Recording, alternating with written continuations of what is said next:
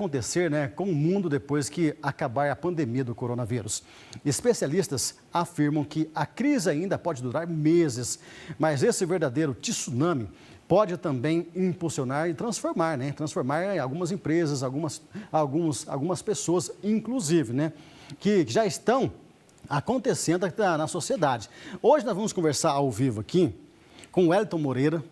Tá? Ele é consultor de empresas sobre as mudanças que a Covid-19 vai deixar no planeta.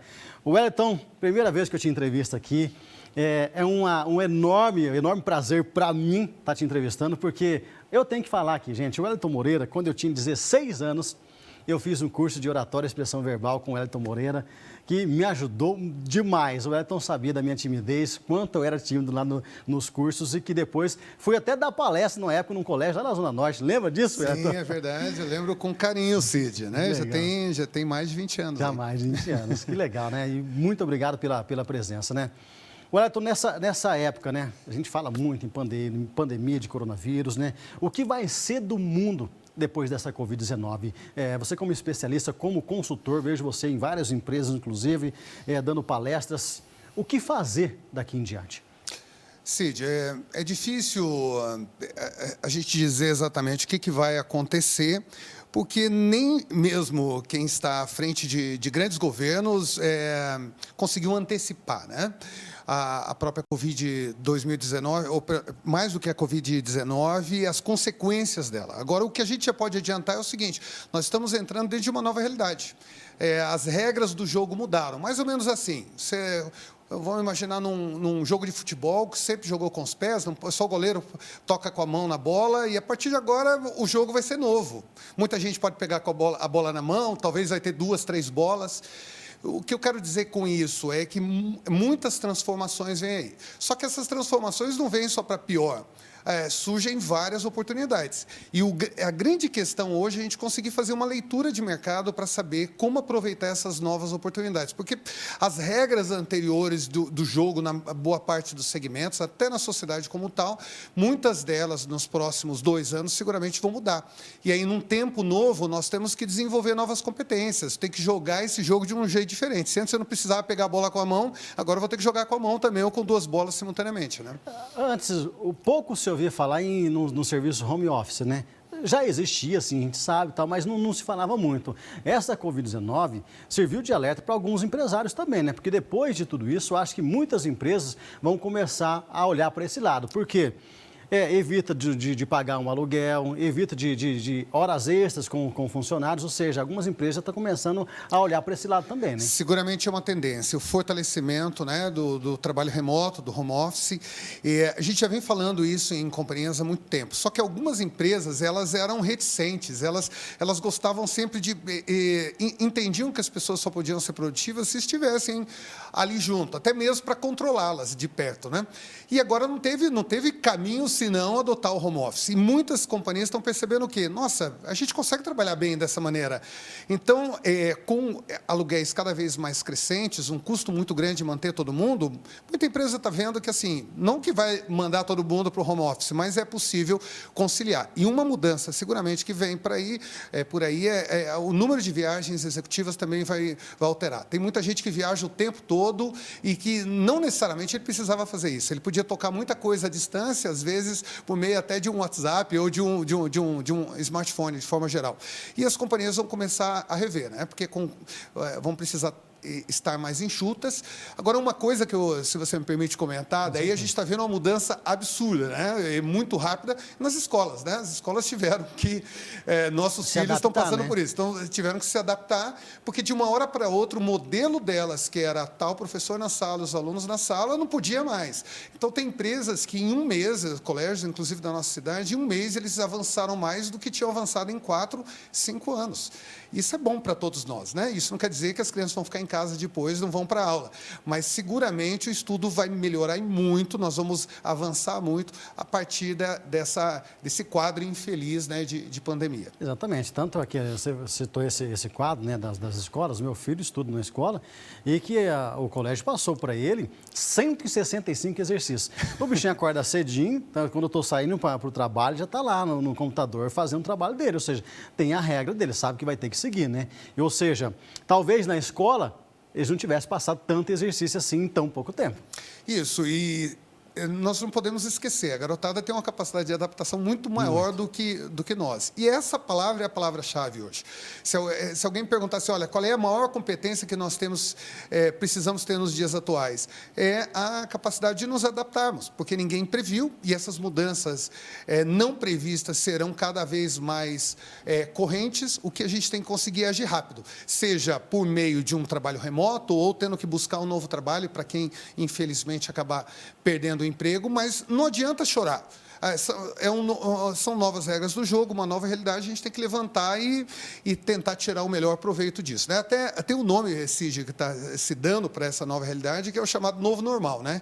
Que antes, se as crises elas levavam tempo para aparecer e a gente conseguia se adaptar, agora elas virão num ciclo menor. Então, o mundo está mais veloz, mas pede de nós também uma capacidade da gente deixar para trás algumas coisas que tem que deixar e seguir para frente, né? Seguramente vem coisas boas por aí. E a parte tecnológica, Elton, como que fica? A gente percebe hoje, né, que muito se faz hoje pelo aplicativo, né, muito mais prático, né? Transação bancária que antigamente só tinha que ir lá no caixa, hoje não, é tudo pelo aplicativo. Empresas vendendo só pelo aplicativo, né? Como que vai ser daqui em diante? Deve fortalecer ainda mais a digitalização das empresas. Né? Mesmo quem não entrava ou falava, eu não preciso ter um site, eu não preciso ter um atendimento remoto, vai começar a fazer porque acelerou demais. Eu acho que a gente não tem ainda números precisos, mas alguns especialistas já dizem que a gente deve ter avançado a digitalização em torno de 4, 5 anos nesses últimos 30 dias. Né? Então, isso apresenta um mundo de oportunidades. Só que é difícil, às vezes, enxergar essas oportunidades, porque a gente está no meio da confusão, não consegue enxergar o horizonte. Só que uma dica não adianta, por exemplo, o empresário tentar encontrar respostas sozinho. Ele tem que perguntar para os colaboradores, ele tem que conversar com outros empresários. Quanto mais a gente conversa com outras pessoas, mais a gente começa a enxergar um pouquinho mais longe, até que, num determinado momento, vai passar essa nuvem e a vida vai seguir. Realmente, se uma certeza que nós temos é que vai seguir, a gente vai sair fortalecido daí. Eu fico um pouco mais preocupado pelas pessoas que estão em situação de vulnerabilidade, né, social, e essas podem ser atingidas muito rapidamente, e ainda bem que os governos municipal, estadual, federal estão, de alguma forma, preocupados com isso. Lamento só, eu acho que é uma preocupação todos nós, que nós precisamos de grandes líderes nesse momento, e nossos líderes não necessariamente eles estão focados naquilo que precisa, que é superar essa fase para a gente sair como nação fortalecida para enfrentar outras coisas adiante. Quando se fala em tecnologia, é claro que a gente não pode deixar de pensar no pessoal mais idoso, que tem uma certa dificuldade para mexer no WhatsApp, para entrar nas redes sociais, né? Embora muitos idosos hoje já tenham essa facilidade, mas tem muito ainda que não sabe nem o que é o Instagram, o que é o Facebook, né? Eles vão ter que se reinventar também, ué? Tem. Cid, se você me permite contar a história bem rápida, eu estava conversando até com o gerente de RH de uma empresa de Curitiba que eu atendo, e lá existem profissionais incríveis, só que eles não tinham que trabalhar de forma remota. E agora eles têm que trabalhar, né, de dentro de casa. E boa parte nunca tinha usado nenhum tipo de software desses que está todo mundo usando hoje para trabalhar remotamente.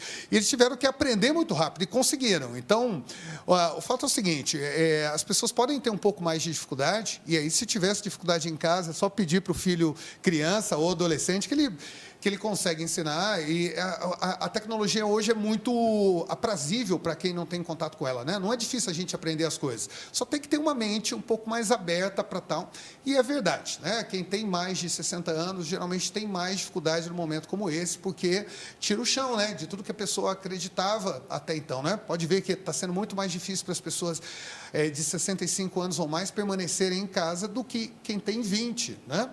Porque é isso, às vezes não está tão acostumado a usar a tecnologia a favor num momento como esse, e é assim que a gente pode ajudar. Agora, Se tem uma coisa que é verdade, quando a gente pergunta para quem oferece cursos de informática aqui em Londrina e região, o número de idosos que estão fazendo esses cursos, estão se preparando, ou faziam antes da pandemia, é um número muito grande. E por que isso? Não porque eles estavam preocupados com a tecnologia, mas porque eles queriam conversar com o neto, queriam, às vezes, entrar numa rede social, e o caminho era esse, ter que olhar para aquele computador e falar, gente, eu vou ter que aprender a mexer nisso.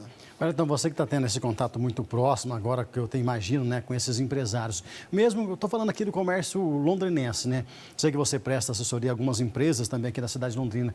Como que tem sido essa conversa com esses empresários? Qual que é o grande medo deles nos próximos dias? O grande temor deles é que estão enfrentando uma crise, todos nós estamos enfrentando uma crise que a gente não tem um histórico, então não dá para usar muita experiência. E boa parte deles estão em dúvidas de que decisões tomar, quais decisões de negócios ou mesmo de permanência do time como um todo, né? Eles estão muito reticentes de como agir. E esse é um grande problema, porque tomar decisões faz parte do dia a dia de um gestor, mesmo que algumas vezes sejam decisões duras. Tem uma frase que me chamou a atenção, dias atrás, publicada numa entrevista na Folha de São Paulo, do Eduardo Gianetti, filósofo, economista, um grande pensador brasileiro, e ele disse o seguinte: em toda grande crise como essa, alguns líderes crescem e outros encolhem. E esse é um momento que, dentro da empresa, se tem 3 funcionários, se tem 30, se tem 300 ou 3.000, as pessoas estão olhando para os seus líderes e esperando que os líderes façam alguma coisa, que hajam. O que a gente não pode fazer nesse momento é fugir, correr da responsabilidade, se fechar, não decidir, mesmo que não haja certeza, e não tem, a gente tem que lidar com a incerteza nesse momento, e é isso que a gente tem orientado os gestores. Ok, eu não sei se vai dar certo, tudo bem, mas a decisão você tem que tomar, e se não der certo, e você tiver que revisar em 24 horas ou 48 horas, que revise, que é isso, a gente tem que tomar decisões, e aí fazer testes, é o momento de fazer muitos testes, né?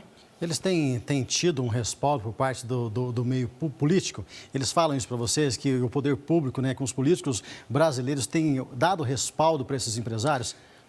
Quem enxerga muito mais isso são as grandes empresas, né?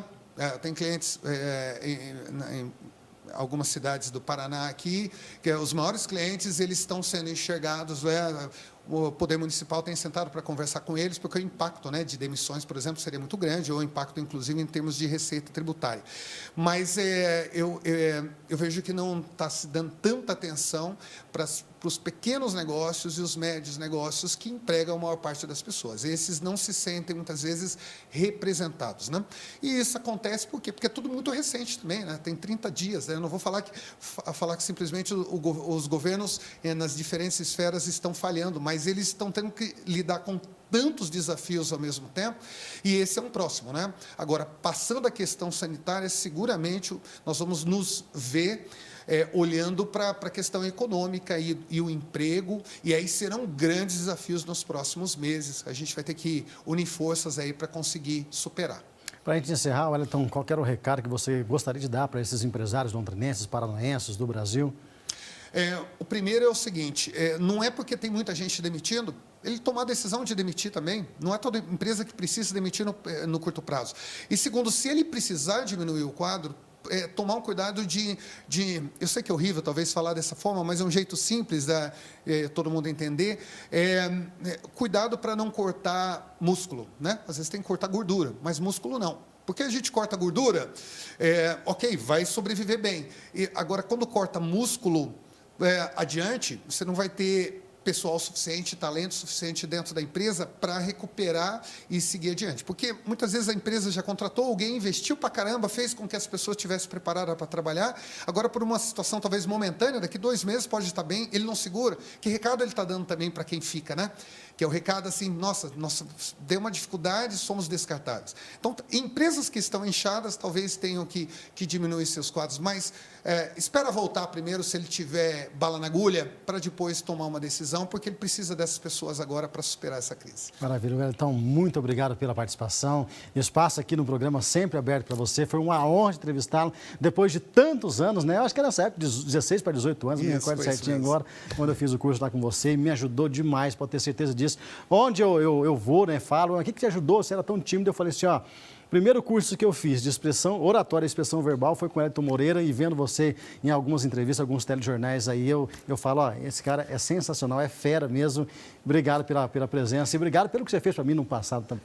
Ô, Cid, muito obrigado por suas palavras. Eu quero comentar só com o seu telespectador, né, que o Cid, mais de 20 anos atrás, quando ele me procurou, ele já procurou dizendo, olha, eu quero fazer aquilo que ele está fazendo hoje, né? Então, o seu sucesso, dentre tantas coisas, é fruto dessa visão que você teve lá atrás, desse seu impulso, essa sua vontade de vencer, tá? Parabéns, é um prazer sempre estar por aqui, só convidar. Obrigado, querido. Fique com Deus, tá? Bom trabalho para vocês sempre aí. Rapaz, de verdade, a gente passa um filme na nossa cabeça, né? Tantos anos depois, você vir entrevistar uma pessoa que tanto te ajudou lá na infância, na juventude, né? Para você chegar onde você chegou.